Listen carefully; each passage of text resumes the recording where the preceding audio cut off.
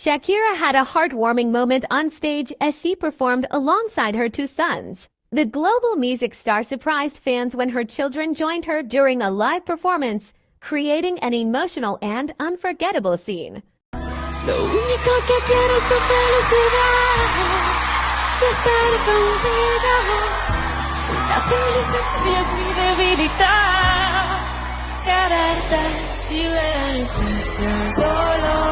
Fans in the audience cheered as Shakira proudly shared the spotlight with her sons, showing a beautiful blend of family and music. The moment quickly went viral online, with many praising Shakira for celebrating motherhood on such a big stage. Would you like to see more family moments like this in music? Follow for more trending updates.